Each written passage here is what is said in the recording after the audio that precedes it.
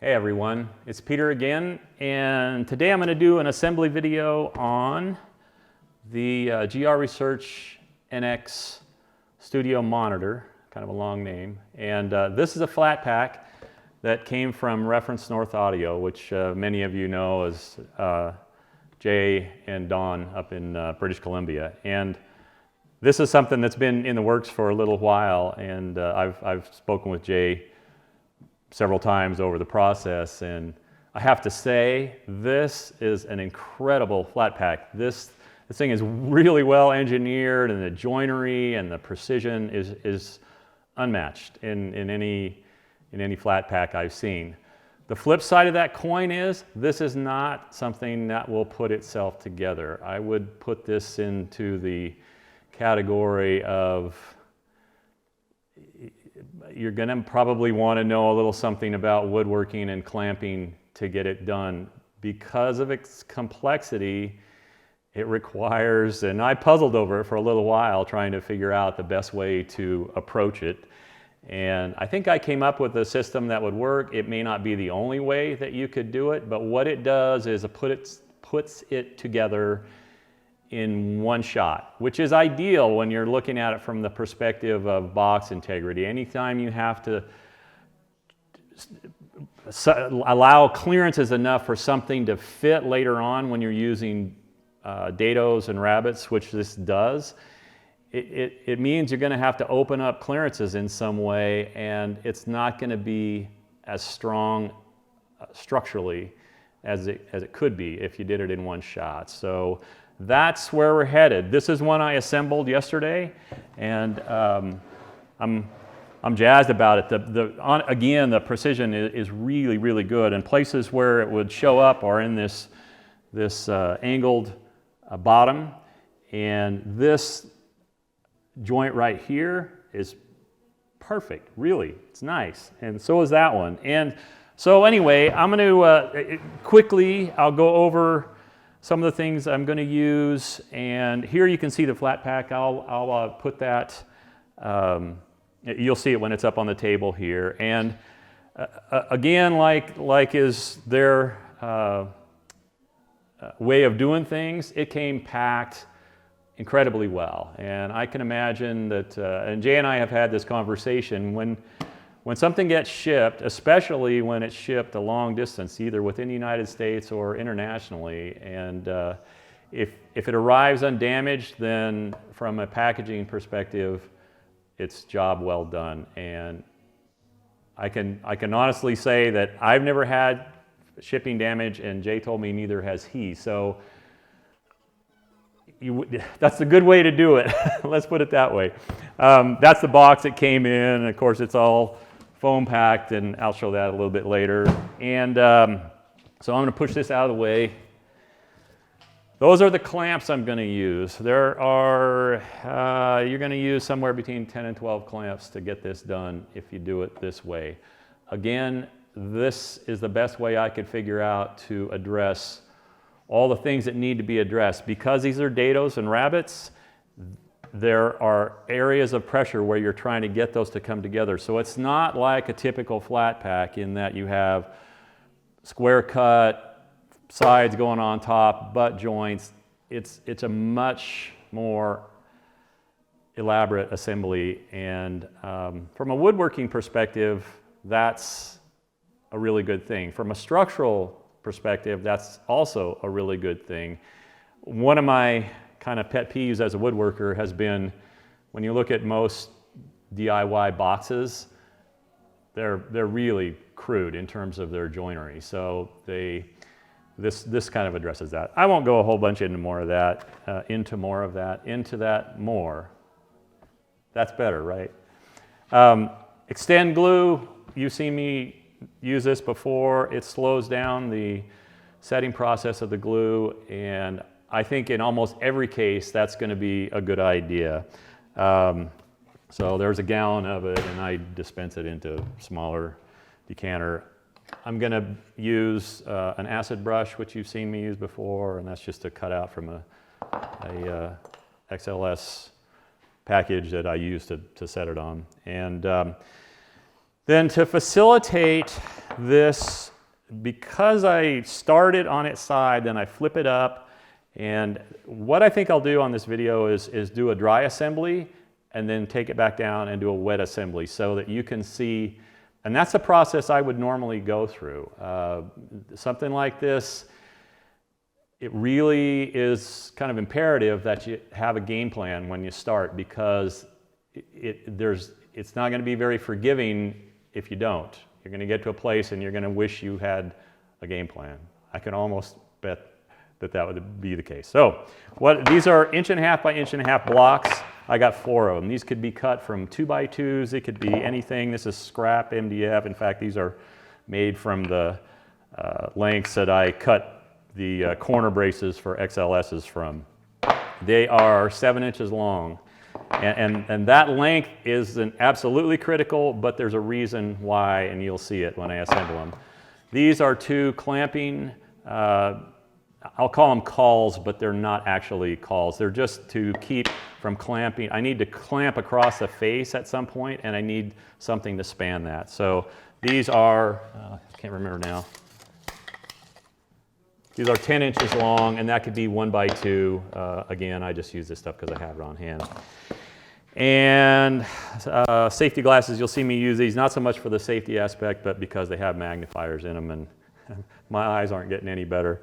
And then, of course, licorice, which if you've watched my videos before, you know that licorice really factors into the whole woodworking equation. And if one wants to elevate their game, licorice is the key. So we'll be back in a little bit. You know I'm joking, right? We'll be back in a little bit. I'm going to reset up, and we'll dry fit this. Catch up with you later.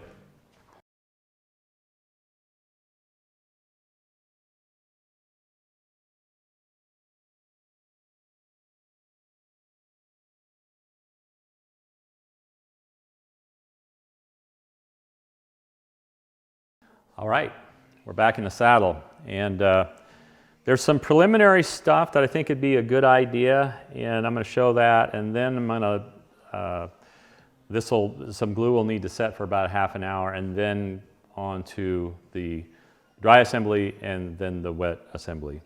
And if that's redundant, well, I apologize up front. It's just, can't make short videos, so I got to add lots of stuff in. I really do try and make them trim, but there's also a need to get the information out there, and so if it's going too slow, there's a fast forward button on your YouTube control there. So first thing I would say, when you get this shelf in, so imagine this when it's assembled like that, getting this screw in, so that shelf, maybe I should take that screw out of my mouth. That shelf is angling up like this. Getting a screwdriver into this area is probably going to require either a flexible shaft or an offset screwdriver or something a little out of the ordinary. So in order to facilitate that, I would suggest that you run these screws in before you assemble it. And this will make the job a lot easier, I think, and I actually do this a fair amount on all kinds of assemblies, because the way a tapping screw like that works is it taps threads as it goes, and it's real easy to start them this way, but not so easy when it would be down in that kind of out of the way area. Now, this is going to create volcanoes. If you watch my videos, you've heard me talk about volcanoes before. So when I ran that screw in, it raised that area around the screw up, and you can dress that a couple of ways. You can do it with a sanding block, and in this case, it's kind of non-critical. What's going to happen, so that's a 150 grit sanding block, and that flattens them out. And even so, probably when this is finished, it's going to be at least sealed in this area. And hang on a second, let me get a driver. Okay, so the way these, and these are the GR Research Neo 3s, and the way these mount, they just sit right in there like that, and they have a fairly thick gasket on that flange surface. So if that pulls up a little bit when you screw these in on the final assembly, then it's not going to be a problem, because it's, first of all, it's not seen, and secondly, it's going to pull into that gasket. So that'd be the first thing I'd recommend. Do that first, and you won't wish you had later. Now, when it comes to, so there's another thing that I think is important probably to consider here. When these are cut on a CNC, and having some knowledge about how CNC works, I know why this happens. There's a little bit of an artifact right there, and it's because they didn't cut all the way through when they assembled it. Now what that does is make for more accurate parts, but it leaves just a tiny little edge. You can feel it with your fingernail, and it's going to be on a number of pieces, but the ones that I would suggest that you address are, that's the brace, the center brace, and that goes right in there. And then this shelf that goes in this area. Let me move that in case it's in the way. So that shelf goes in here. And it's probably not going to be, I might try and shoot a photo of this.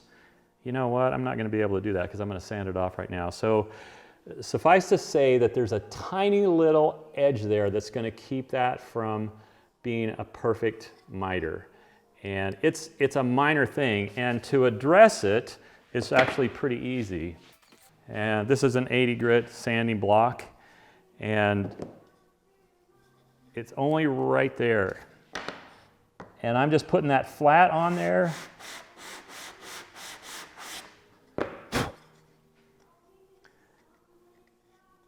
And that just takes that almost off.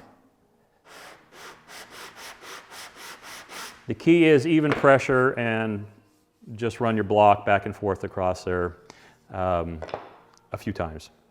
So that's the only area on this part. It's going to be in the same area on both, I think both, yeah, on both miters here. And by the way,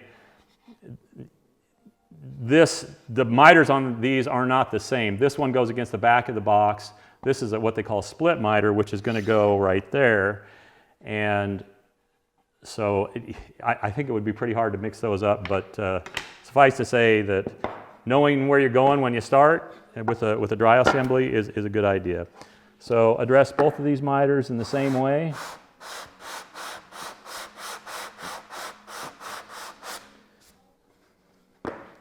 This one in particular, where the miter goes right here, is important because you want that joint. I'm gonna actually glue that together before I assemble the whole speaker, and I don't want those to be two pieces. I want them to be one piece at that point. And that's what I'm going to show you now. But it's important that be a perfect match and not have any kind of a gap in it. So if it looks like this is precise work, it is. This is not hard, but it's important. So you can easily test how that works out by sticking this in the box or in the side like that, and then sliding it together, and you can see how that joint is fitting. The other thing I'd recommend is there's the same thing on this. So actually, I think now that I think about it, that's on all the 1/2-inch pieces. And I didn't see it anywhere else on the kit, so I wouldn't worry about those. So this is less critical. The little tiny edge there would actually probably crush into the joint, but since I'm sitting here with sanding block, I'm going to do it anyway. So 3 sides of this. This is the back of the cabinet where it goes into the back dado. These go into the sides underneath that slanted shelf brace. I'll call it a shelf brace.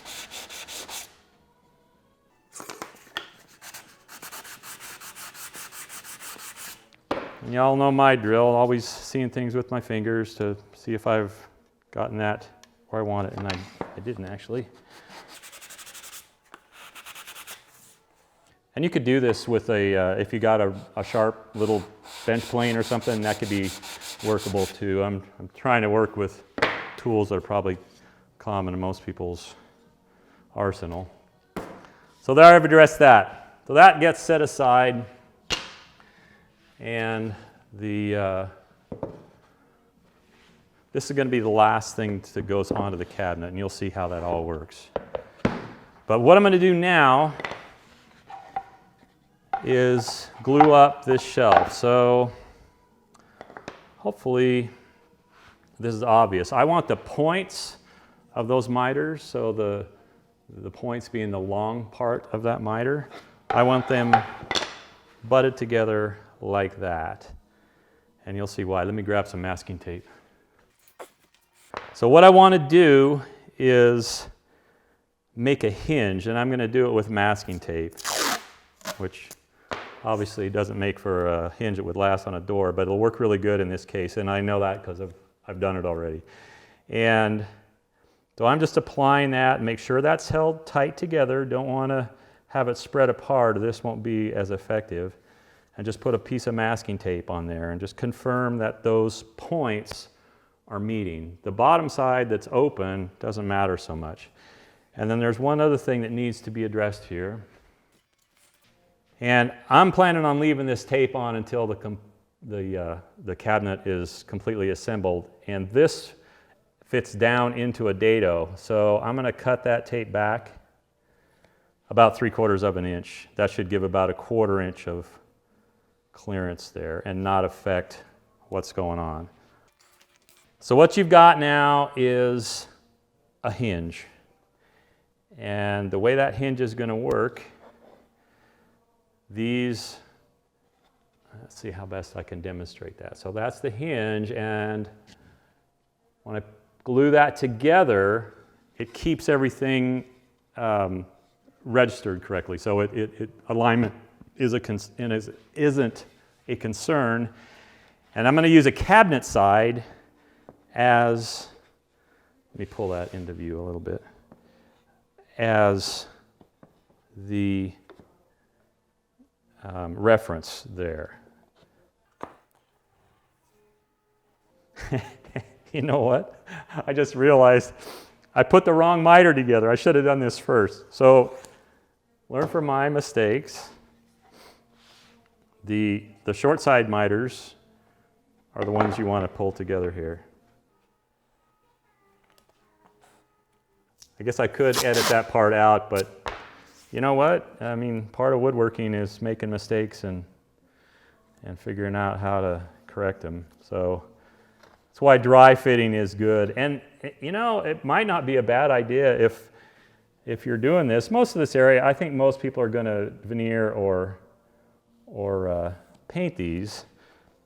You know, you can write notes right on the pieces. And I actually misaligned that just a little bit. So you want to, where I had a problem there was right there. I had this offset just a little bit. So I'm trying to make this so it's as close to a shop experience as you'd get. It's one thing to, I'm sure all of you are aware of instructions that came with something and they have pictures that are really difficult to interpret. So there I am with the right miter, and I don't know how well that shows up, but there, how you can see how that opens up and the tape acts like a hinge. So we're back, and that fits a lot better, I can tell you. So the side is going to act as it's not going to clamp it, but it's going to hold it in position. And this is a case where it doesn't really need to be clamped. All it needs to be, because that miter is so tight that if the glue will just hold it in position. So the easy way to do this, you don't want to, well, I guess this is my thing. Gobs of glue to me are never a good idea. But because I'm going to stick this in the side, I don't want a bunch of glue oozing out that's actually going to glue that into the side, because at this point that would be not desirable. So what I'm doing is getting that glue right down in the bottom of that V. And I do want glue along the whole length, but I don't want it to get down anywhere where it will actually be glued into there. And you can kind of facilitate that along the way. And let me see if I can. So there you can see the glue squeezing out. Now you could leave that, but you can see here on the ends I don't have it oozing out, and that's a good thing. And I'm going to grab a paper towel here. So that's a paper towel that I've just wetted lightly, and I'm not a huge fan of wet ragging when it comes to glue, especially on woods where it raises the grain. But in this case, it's probably a good idea just to swipe that and get rid of that excess glue. Now I'm going to slide that here, and hopefully that comes into a little bit better view. And I'm going to wipe that just a little bit more right near the ends here. Like I said, that's lightly dampened, not soaking wet, not dripping wet. And by wiping that off, it prevents it from becoming part of the side. Because at this stage of the game, that would not be a good thing. And right now, when I am putting that in there, I am feeling this, making sure that this is flush, and making sure that that is flush. And then I'm going to take one more swipe and get any excess glue out of there off, just because I'm fussy that way.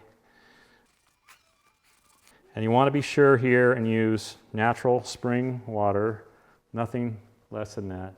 That's baloney, you know, right? So this glue needs to set for a period of time.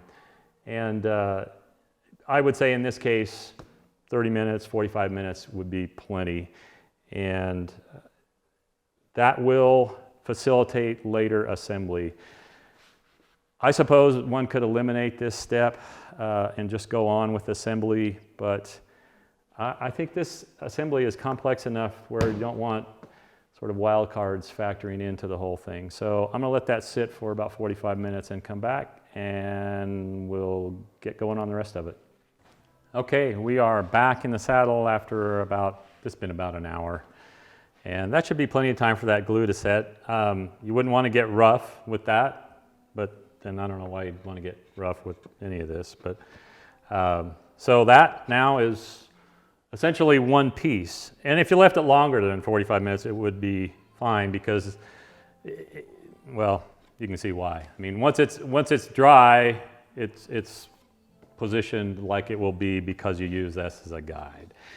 And the only thing I might do at this point would be to make sure that this is flush. And if it's not, you can run a sanding block. I hope I'm not getting off camera here. So you could run a sanding block across there and even things out. If these were to become uneven when they fit in these dados, it might prevent the other side from going down. So I'm looking at this from a mechanical standpoint. There's not a whole lot of clearance for glue, and I know that because, or I should say where glue would accumulate. I know that because of where it's squeezed out on the one I already put together. So moving on to assembly. I'm going to do this dry just so I can kind of explain myself along the way. And so there's how that assembles. And there's the opposite side. And there's no way you could get this wrong. So this part is self-explanatory, I'd say. If you're having difficulty here, that in and of itself, it might be a problem, but looks like I got a little something on there. So the puzzle becomes, you've got a back that wants to pull that direction, a bottom that wants to pull that direction, and you want these top edges to be even when the baffle is clamped on. And that becomes kind of the puzzle, because if you were to glue this as it is now, the clearances are tight enough, and that makes for a good joint. I mean, there's a reason why they're like that.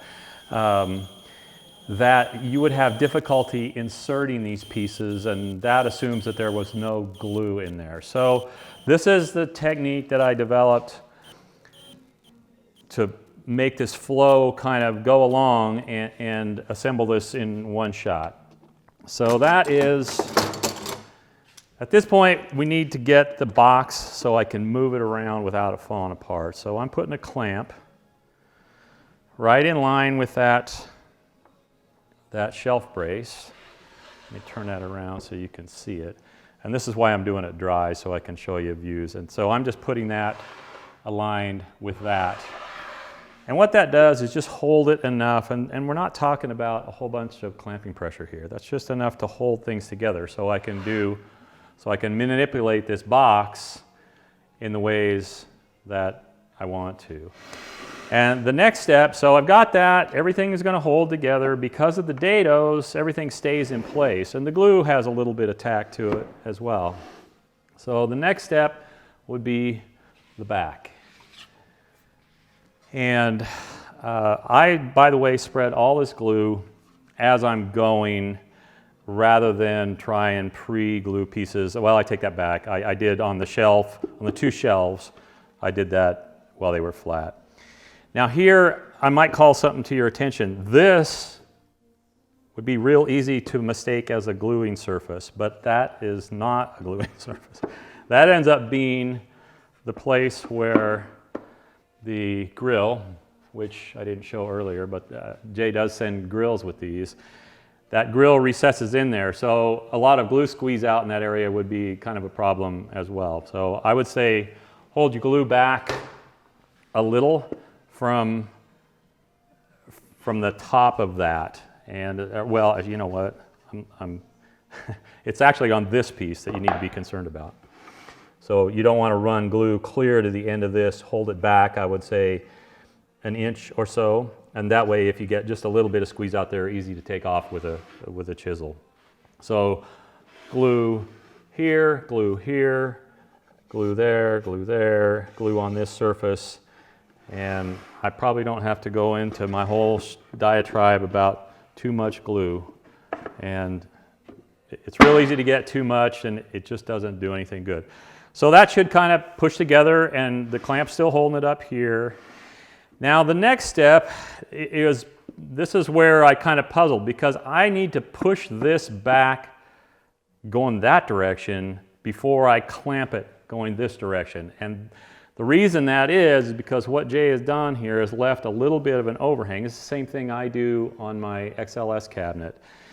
If I leave 20, 30, 40 thousandths overhang, then later come back with a flush trimmer and get that nice and crisp. It leaves the best corner, and from there you can do anything you want. You can leave it square, you can round it over, you can chamfer it, whatever you like.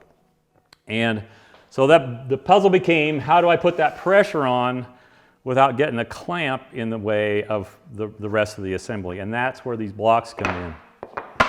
So what I'm going to do, excuse me, I want to clamp just this bottom piece, because I want to leave the top part, which is actually the bottom, unclamped at this point. And orientation of this clamp, and I can kind of imagine doing this all with F clamps, but it wouldn't be something that I would want to do a lot. And I don't have that many F clamps, so I'm orienting this so the bar is towards the center and not towards the outside. And I'm just lightly clamping that. Now obviously we're dry at this point, so there's no, that's why I could feel free to yap a lot here. And then use these blocks, and I'm just going to tip it down onto those blocks. And what that does is it's using the weight of the cabinet to push that back in. And at this point I might even release that pressure on that clamp a little and let it settle so that the pressure of the, what am I wanting to say here? The weight of this is pushing down, which pushes the back up. I hope that makes that clear, but because of the way that it's cut, that's how it needs to be applied. Next would be the bottom. So glue in the rabbet on the vertical face a little bit, and you'll see when I put this together, that's pretty fast. I don't waste a lot of time there, but the slow set glue makes that life a lot easier. So get that in, and now I can move that one block ahead. And what these blocks are doing is they're putting pressure that way, but it also allows me to slide clamps underneath because they're going to rest on those clamps. So I'm going to put another clamp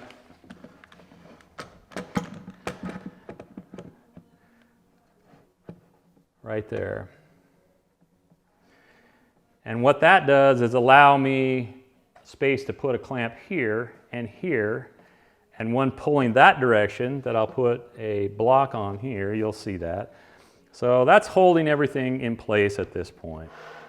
And the next thing to do is to kind of clear the center of this out. And the way I'm going to do that is use the other two blocks. And I'm going to insert them so they're underneath the clamps. And this is where the parallel clamp really works well, because that surface, and that kind of fell off there, because I never really tightened it. And that surface becomes one that you can set things on.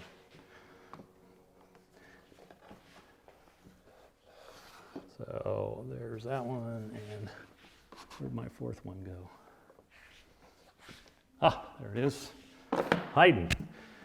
So now I'm setting those right down on the clamps, and these clamps will stay right where they are, and I might, at this point, just release that clamp a little bit to let it let the cabinet drop, and let these get all parallel to one another. And now I can put a clamp going this direction, which is where these come in. So I'm sort of working my way around this cabinet, and I don't want to pull right on that top surface because I don't want to damage it. It's going to be a finished surface if it's painted, or maybe you're going to veneer it or something like that. And I can put pressure on that bottom going that direction this way.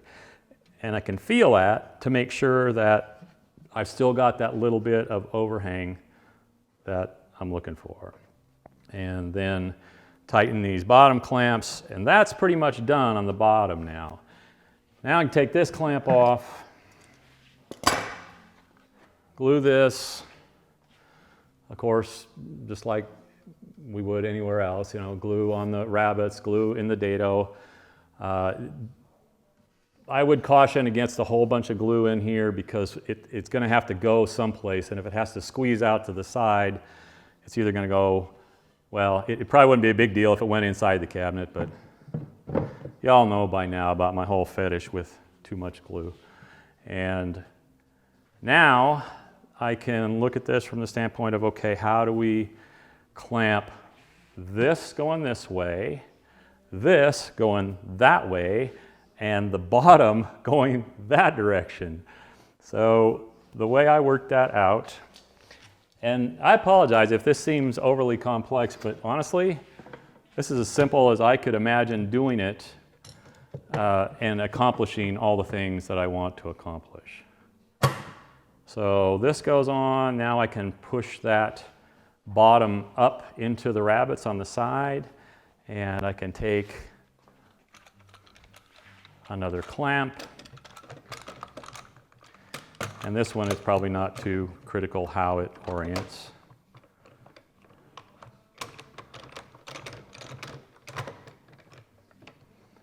And that is clamping the sides against the bottom. So that is pretty much done. I might later put a clamp in the middle of this, which is what I did on the other one. And then, because of placement here, and actually I got this one a little wrong, these need to be below this level and below the bottom level. And always as I'm assembling here, I'm kind of feeling things to make sure I've still got that overhang. It shouldn't have changed when we rolled it over on its back, but it doesn't hurt to check along the way. So now, clamping the front on becomes a pretty easy task. And on these clamps, you want to be pushing on the back and not the edge of the side, if that makes sense. So there's an edge of the side that is exposed there. You want to be inside of that because I want to pull on the back and the front going like this. I don't want to pull on the side there. I hope all this makes sense, folks. I'm doing it dry because I want to make sure that kind of the concept is understood.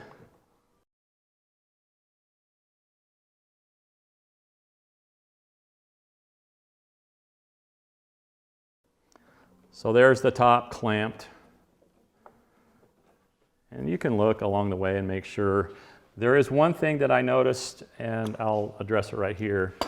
When I clamp these, so what's happening is the sides are splaying a little at the top because there's nothing there to really hold them. And that's why this clamp helped. And again, these are mostly just pushing things around, not really clamping anything. So get a little pressure on that, and then release pressure here. And I know that because I could feel it. So again, you've got a tiny bit of overhang there. It feels like about 20 or 25 thousandths. That's not something you're going to find on tape measures, but it's real familiar in the CNC world. So that just pushes the top parts together. Tighten those. Now I can go do the same thing on the bottom. Being cautious once again, and you know what, I might spin this around.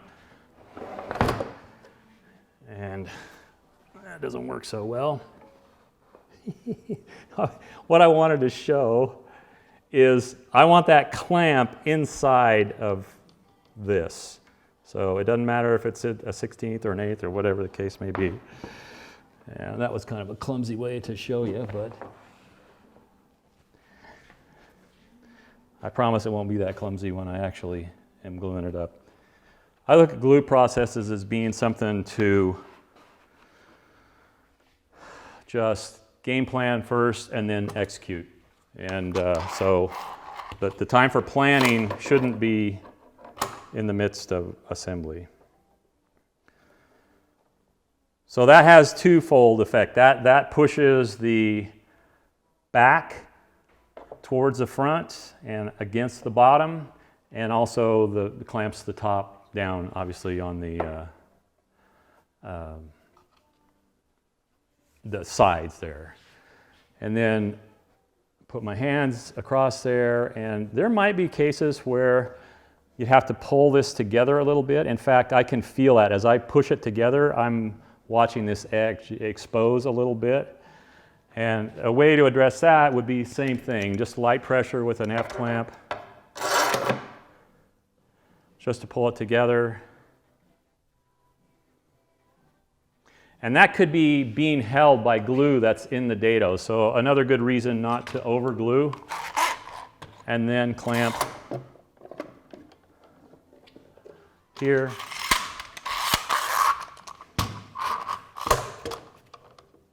And here. I can feel those edges. They're overhung all about the same. That'll give me a nice way to finish that off. And that's it. So I usually go around and make sure all my clamps are tight. And that will take us to leave it for minimum of an hour, I would say, and in most cases on an assembly like this that's really complex, overnight would not be a bad idea. So I'm going to disassemble this. I might just speed through this, but it's just a reversal of the same process, and take all the clamps away. And by the way, some of these clamps are no longer really necessary at this point. That one, this one, because the clamping pressure elsewhere should be holding those in position.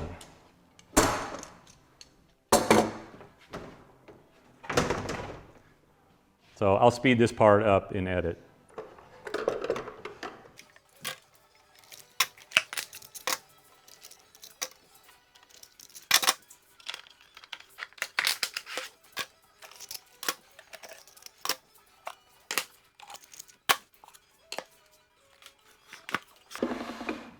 So I am just really reversing every part of that process. So if you're doing this and doing a dry run, just remember that. So that way you won't drop things on the floor or have them fall unexpectedly.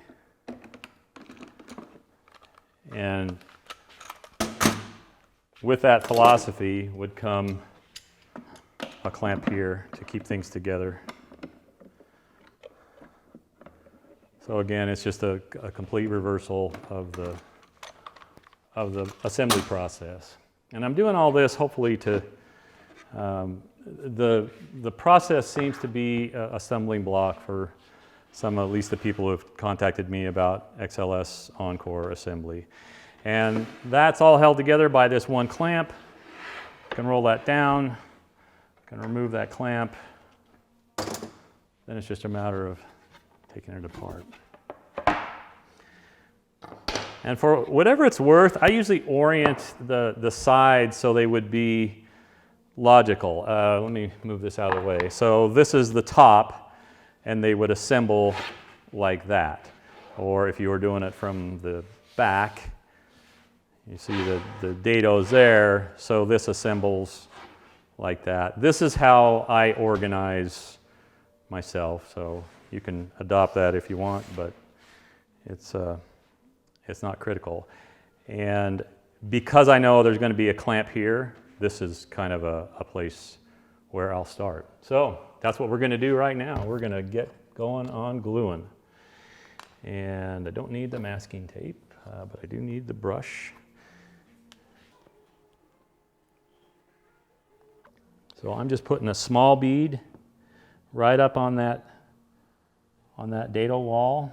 This is not critical, and if you're going to err in any way, I'd say err with a little too little glue as opposed to a little too much. And you have to be kind of aware of where excess glue is going to go, because sometimes a squeeze out might actually be in areas you don't want it.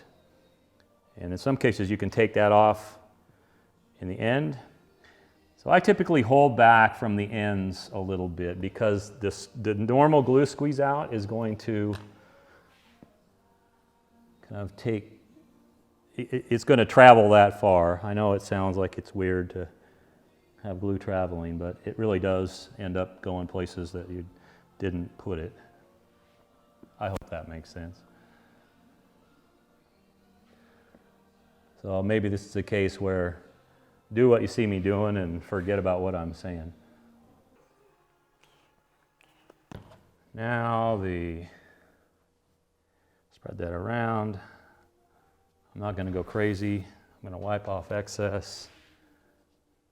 Well, I might go crazy. I'm not going to go crazy on this. I just want to take a look at it, make sure that I'm getting glue every place I want it. And here's where gravity kind of works in your favor, because that glue is running down the vertical wall of that shelf brace, that top one that's angled.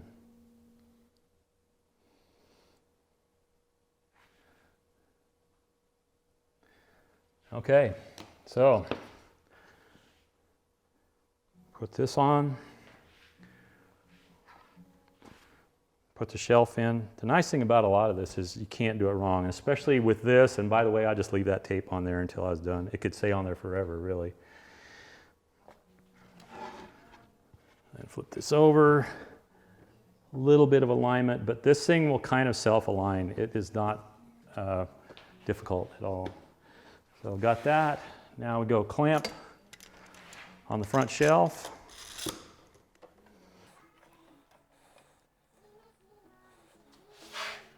And those are pretty light pressure. I can see, I don't know if I can show you, a little bit of glue squeeze out there, and that's what we're looking for. A little is okay, gobs is too much.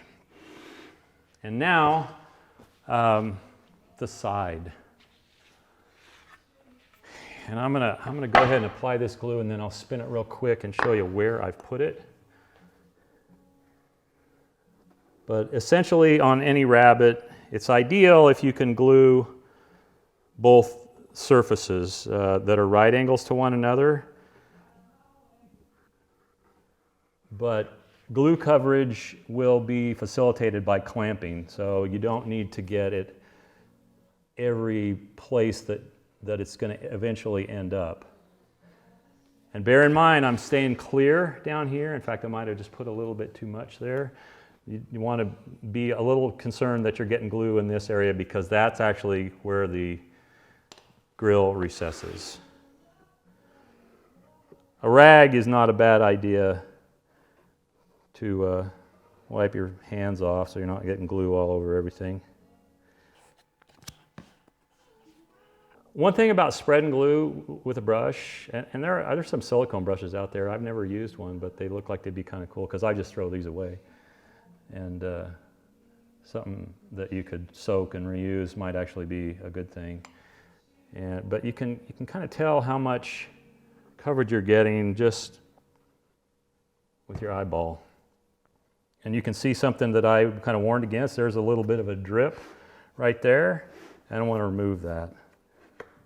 And I'm just going to do it with my finger and wipe it off on my workbench here.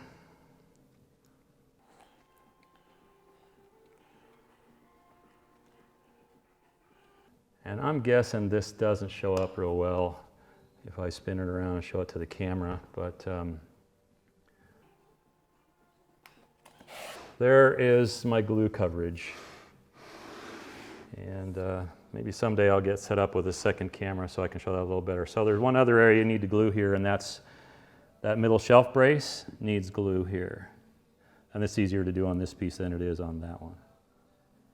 And, oh, you know what? I forgot another thing here. So there is glue. That shelf brace, this right here, lands right there. Not there, but right there. So you need a little bead of glue right in that area. And a lot of excess in that area is going to squeeze out an area you're going to have to get it out of later on. And the way that works, I just tip it into place. And here you've got some alignment things going on. Give it a little push. Now I'm going to roll it over on its back. And those, just to make this clear, the reason these are the length they are is so that they don't push on the sides. I want them pushing on the back, not the side. So just put that in place. Another one out here. And I can just roll it over onto those. And now that pressure is being applied, and we're putting gravity to work.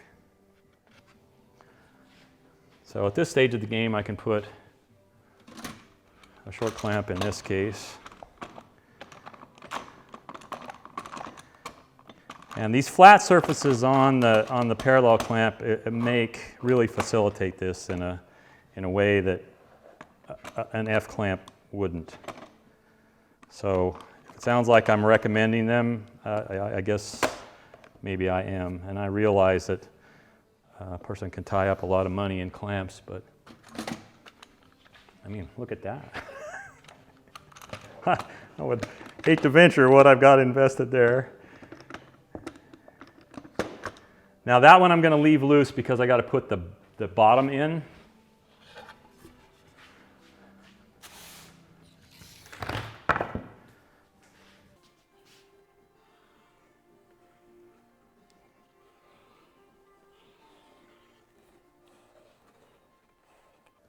I guess it helps for me when I think about gluing stuff up.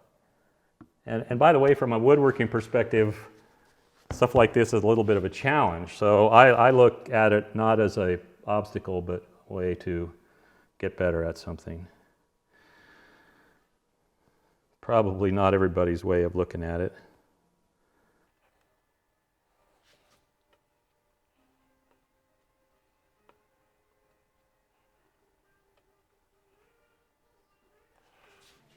Okay, got glue on bottoms of both sides and on that rabbet where the back comes in, and just roll that into place, push it in, and here's where we transition to the blocks. Actually, I forgot one step. So here, I'm tightening the clamp that's pulling that way, so it's that clamp right there. I can see where a different perspective would be helpful, but I'm somewhat limited in my resources here. Seeing as how I'm sort of a one-man band on this deal.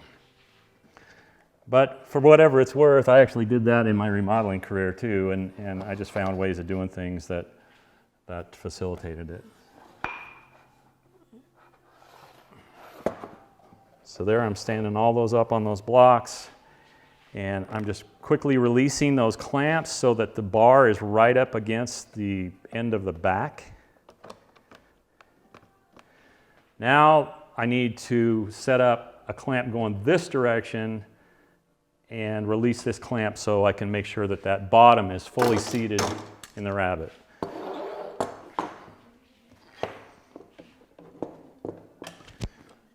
So here I want that. Now I need to clamp a little longer.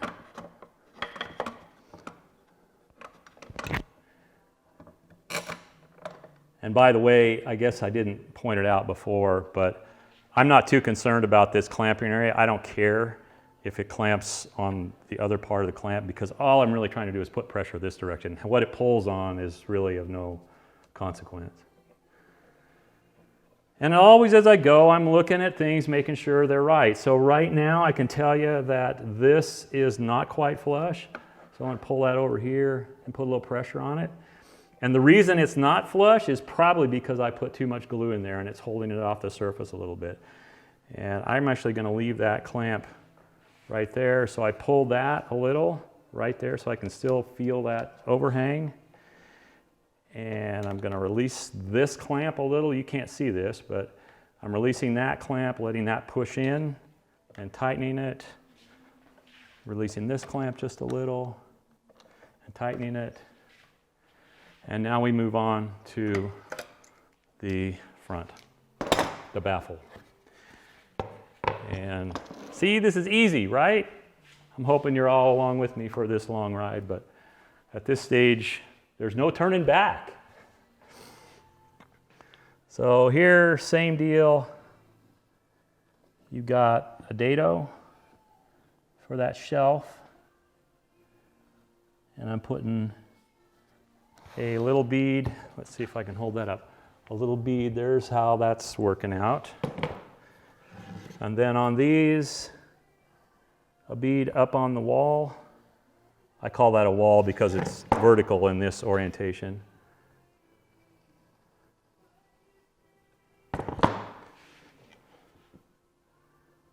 And again, you want to be kind of concerned about getting glue up near the top. And that's why I'm wiping that off right there.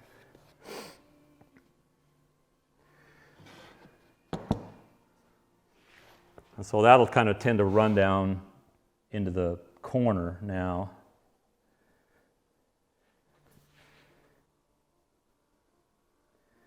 And glue squeeze out in that top area. A lot is going to be a little bit difficult because it's going to be hard to get it out of this area where the grill goes. So I know y'all are watching this going, wow, that sure is complex. And I got to tell you folks, from my perspective, that makes it challenging, and I like challenges. So I look at this not as an obstacle, but rather a task that I can overcome. So there's a little bit of Peter's philosophy when it comes to woodworking, but I approach a lot of things that way.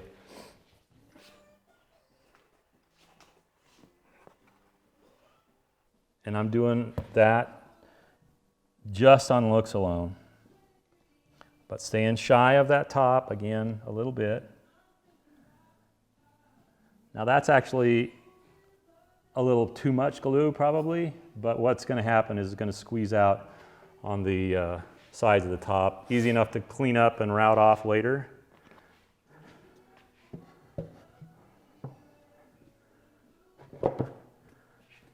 Be sure and pinch your hand when you do that. And I'm actually pushing out on the side a little, which, there we go. Kind of eyeball everything, making sure it's right. Now the first thing I want to do is pull the bottom that direction. So that means clamp, call. And somebody's probably going to call out to my attention that that's not really a call. And I get it. I'll call it a block. Whatever it is, it has a purpose. So now I'm pulling the bottom up that direction. Already did it down here. I'm feeling that overhang. And having my block fall out because I loosened up too far.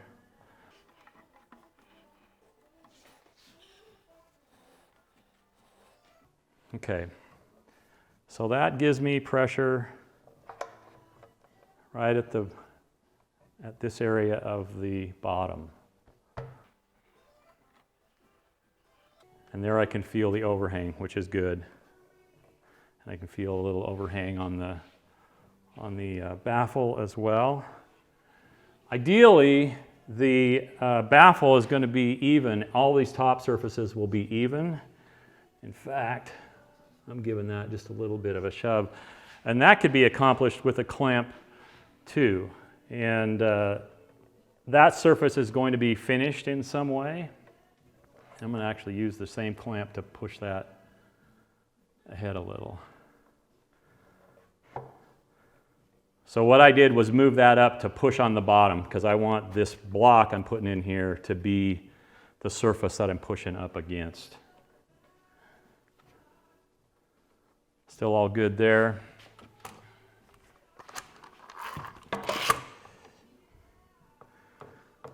And remember here, you want to steer clear of pressure on the side. You want it to be on the back. And that's what pulls the back up against that angled shelf. And I can tell you that it's really, really accurate. I love working with stuff like this because it's not haphazard. In the flat pack world, most of it is pretty rough. And it's kind of what I endeavored to do when I designed the XLS, was to bring a level of accuracy and craftsmanship that just is kind of rare, at least in anything you can buy off the shelf. I imagine there's lots of good craftsmen out there doing it, but it's just rare. And I suppose that's something about the market and what people are wanting and what they'll pay for. But so there, got those snugged up.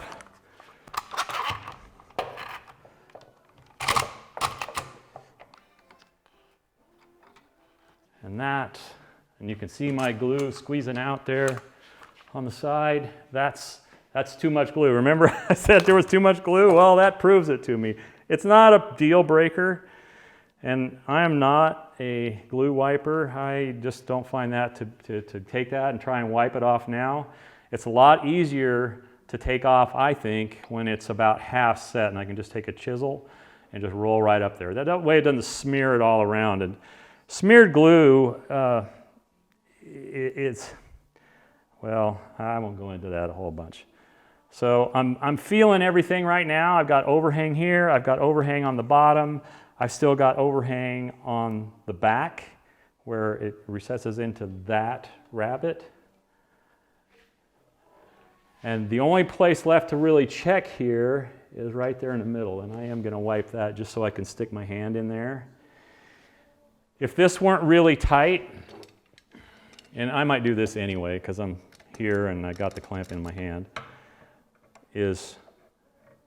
so by pulling this clamp across there, what I'm doing is pushing those sides up into the shelf dado.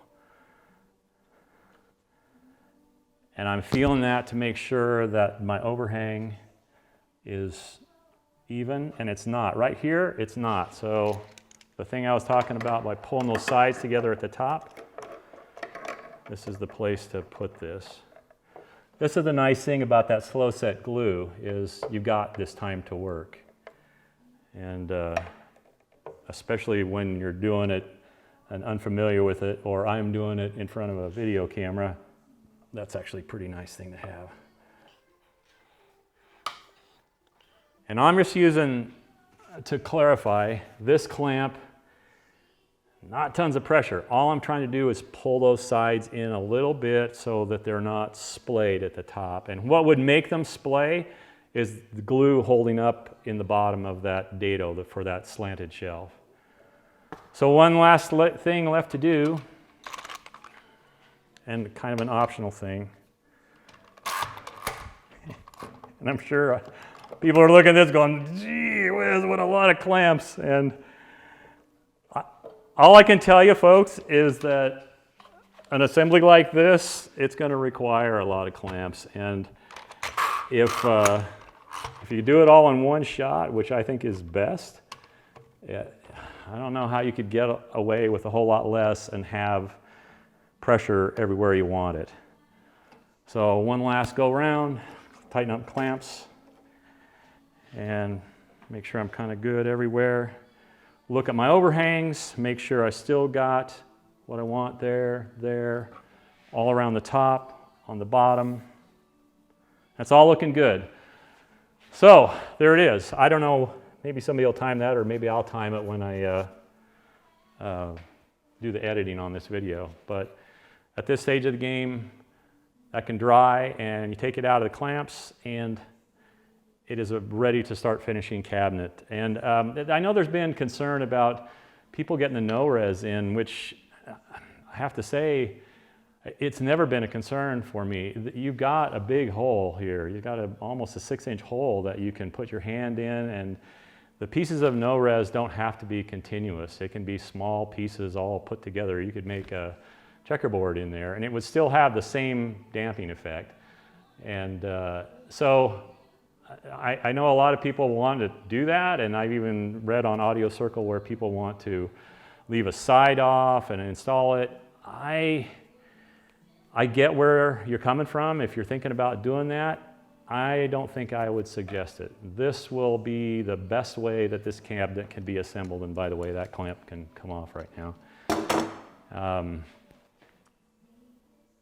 I'm not saying it's the only way that it could be done, but I can guarantee that this gave a result that I was happy with, and I'm hard to please that way. So that's it for now, and I may or may not come back, and well, you've seen it unclamped, so just assume that this is going to follow the same process. It's going to sit for an hour or two or overnight and come out of the clamps, and then I might do a little bit more on this video on flush trimming, but that's the same as it is. That's the same as it is on my XLS Encore assembly video where I route those off. So that's not a new process, but I may quickly go over it. I'm going to kind of see how we are time-wise. I'm hoping this comes in at around 45 minutes, and because I don't want to bore everybody. So I'll see you later, folks.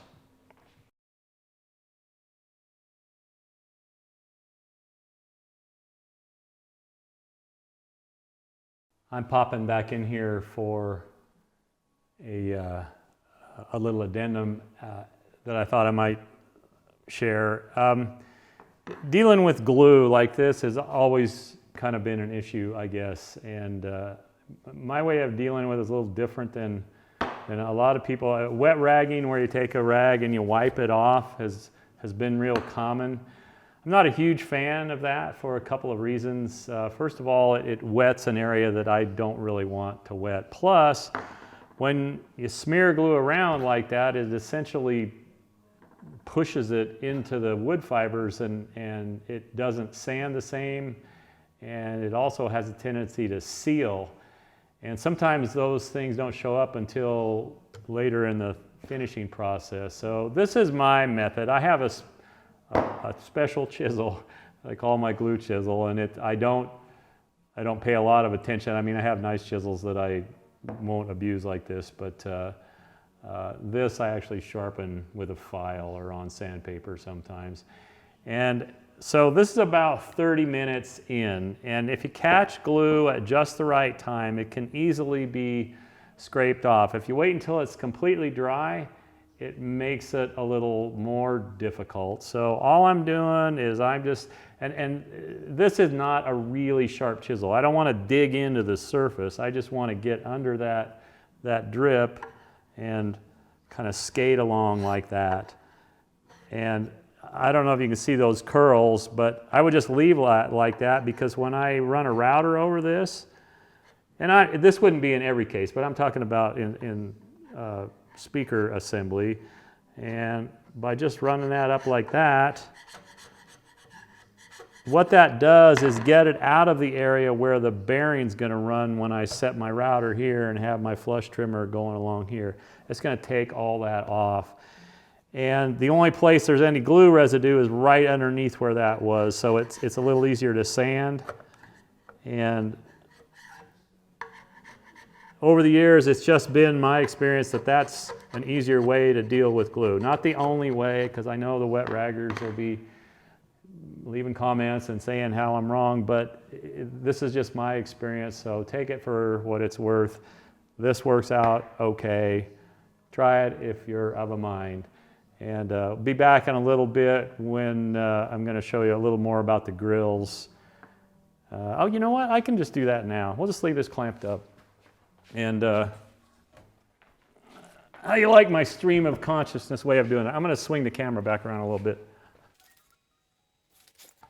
So the one thing I forgot to mention earlier was Jay sends grills with these. And they fit in, and he's left enough space around them, I'm going to tip that up, so that you'd have room for your grill cloth, whatever that might be. And so there's some clearance all the way around. And then also, when I first got these, I said, well, Jay, what's this hole? There's this hole right here. Bear with me just a second. I had to turn my monitor around on my camera so I can actually see if I'm showing you something that you can see. And this little hole, I thought, what is that for? And his intention there is if you wanted to put a knob of some kind, I'm thinking, a little tiny knob like you'd find on maybe a jewelry box or something like that, so that you can lift this off, because it can be held in by gravity. I mean, there's no real need for anything beyond that. But to get it out, obviously, you can't get your hand in there. You have to kind of dig in the side. And so his thought was, if you wanted to, you could put a little knob there. And then Mike Lundy suggested something on Audio Circle that I thought was pretty clever. And if I'm remembering right, it was you could just put a screw in here and make that screw flush, so it'd be a flathead screw, and just run it down, countersink it, make it flush. And then if you want to take this off, you just take a magnet, like a refrigerator magnet or something like that, and you can just pop it on there. It's going to latch onto that screw, and you could lift it off, which sounds like a real clean way to do it. In fact, that's something I'll probably do on these cabinets, just to sort of test and see how it works. But I like the idea of not having something protruding up and being nice and clean, and only and probably with a screw countersunk in there. Usually grills frames are painted black so they don't show through, and especially with the grills that I often do, which is the no-seam netting, you absolutely see this frame. So getting it colored not light and bright like that would be a good thing. Okay, folks, here we are in my favorite pose, hands on two speakers. Seems like there's a lot of repetition in my videos. Maybe I should look at a different format.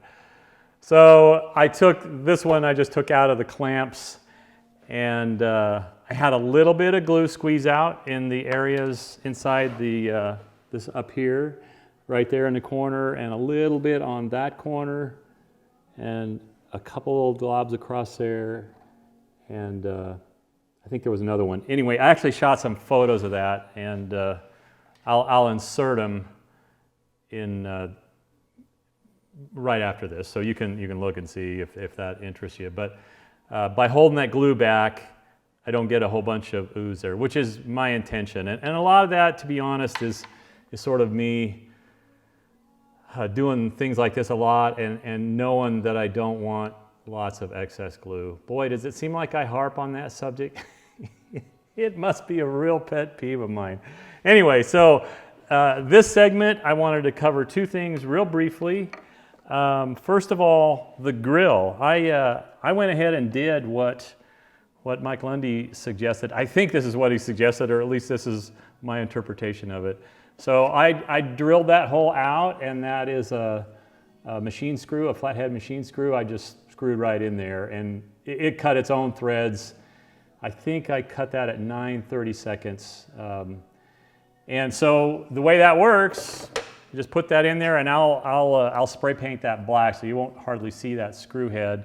And certainly if you use regular fabric grill cloth, you won't see that at all. But the way it works is pretty cool. So that's a refrigerator magnet, little neo magnet, and I have some of these laying around and just pop it out like that. So really slick deal. And a lot of people, I suppose including me, think that most speakers sound better without grills because they offer some kind of diffraction. But that's on the front of speakers. Now, I don't know how this behaves up here, but given the option to take it out, I guess is something. You got to get in there anyway to put the driver in. So enough about that. We'll set that aside. The other thing I wanted to cover briefly is, in order to facilitate this the way I built it, I really think I'd recommend that you make some of these and be really easy to do. These are 1.5 by 1.5, so you could use a 2x2, just a regular 2x2 you can get at Home Center or almost any lumber yard, and cut them 7 inches long, and that gets you inside the sides so that you don't want them pressing on this part of the cabinet. You want the cabinet resting so it's pushing the back, when you roll it over on its back, up. Hope that makes sense. So 4 of them, 1.5 by 1.5 by 7 inches. And then these are less important about their actual size, but I used 2 blocks on the front, and that was when, before I put or you know what, it wasn't either, it was on the bottom, or on the top rather. So I used those across here and across here when I put a clamp underneath and one on top, and that's to pull the bottom towards the top, if that makes sense. So that worked out really well. I've now done 2 cabinets, exactly the same technique, and the next set I'll do exactly the same way. And I'm one to look at processes and see if there's a way to streamline or make them better. And I don't know. At this point, I'd be curious to see if someone else develops a new way of doing this. But parallel clamps, I think, would be a good idea. I know they're expensive. I guess that's the price of woodworking. I mean, I would hate to venture a guess what invested in that whole rack of clamps, but it wouldn't be inexpensive. Now, I'm not saying that everybody has to do that, but to endeavor to do a piece of woodworking like this, I think 2 things. First of all, it's a little bit challenging, and for me, I like that. I like to be challenged by projects because that, in my way of thinking, just raises my game. And raising my game in woodworking is of interest to me. It might not be to everybody. So I'd be the last one to tell you that these will put themselves together. They won't. It's going to take some dedication on the part of the builder. Let's put it that way. So now I'm going to just quickly, if you've watched my videos, and I never know who my audience is, so if you've watched my videos, I showed this process on the XLS Encore build, where I'm going to take these overhangs, these little overhangs on the sides and the back and the bottom, and I'm going to trim them off with a flush trim router. And that bit is going to be my favorite bit. This is a white side downcut spiral, 1/4 inch. I will link this stuff in the description, as I got a lot of queries on this, and I have yet to find a better bit for doing this. And I would also encourage, there's a kind of a train of thought in the woodworking world about a bigger bit is better. And I would, in a lot of ways, so they make this same bit in a 1/2 inch. I would, in a lot of ways, agree with that. In this case, I wouldn't. This is absolutely my favorite router bit, and I have many. So it is very useful. I've never had one fail. It continues to impress me with how long they last. And Whiteside gets a free plug from me because I'm just super satisfied with that. So this is going to be noisy. I'm going to wear hearing protection. I'm going to wear eye protection. This does not trim a whole lot of material off, but I have not figured out a good way to record through a face mask. So if you're doing this at home and you're concerned about the dust that is generated when you're cutting MDF, by all means, wear a dust mask. And I'm saying that because several people commented on my other video, wear a dust mask, wear a dust mask. I get it, I do, but I don't in this case because it just makes the process of making a video a lot more difficult. So there's all my qualifiers. So what I'm doing here, I'm using darn near the full length of this bit. I think that has an 1.5 inch cutting length, and this is an 1.5 inch front, but we're only cutting down about 1 inch because of the way that it's rabbited in there. So I want to make sure and get that bearing as low as I can on the cabinet, and that way it'll take all the glue residue off. So I'm going to do that right now. So this is going to be noisy. I'll tone it down when I edit the video. And but just assume that I'm going to do the front on this one, the front on this one. Then I'm going to lower the base so I expose less of that blade and do the other parts. So the back and the bottom will get done at that point. Sorry, there's somebody pulling up in our driveway out here. So if I seem distracted, that's why.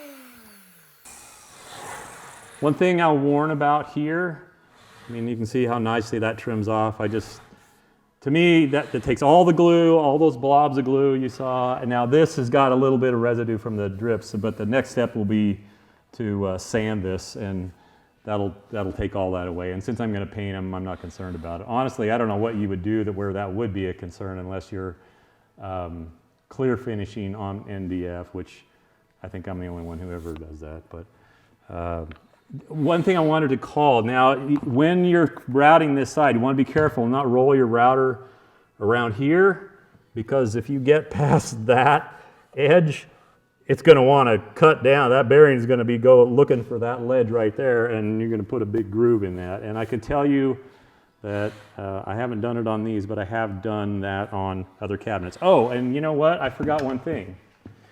Because I've got my bit depth set deep, that I need to do the bottoms of these two. So I'm going to do that, and then I'll reset the depth and do the rest of those.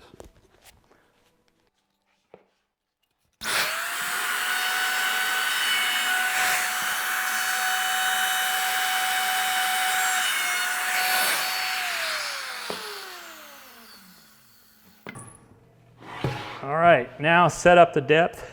That's funny to talk with those things on. I can't tell how loud I'm talking, so might be blowing your eardrums out. So I want that to hang down about 3/8 of an inch past that edge. And that takes any glue off, although there isn't much glue.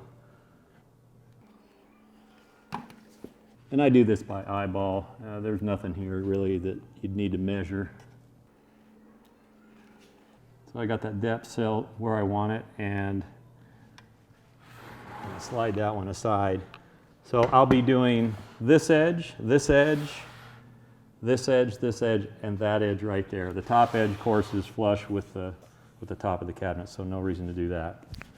So get ready for noise.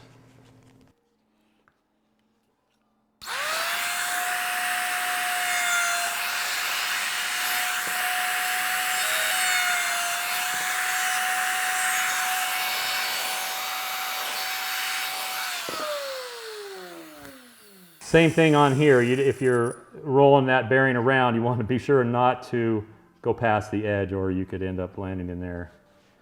It will be a mistake that, because I've done it, I probably won't do it again, but wouldn't be the first time I've done that. So now on to the bottom, and then we'll do the other side, and onto the other one, and then done. How about that? I think this might actually be a fairly short video.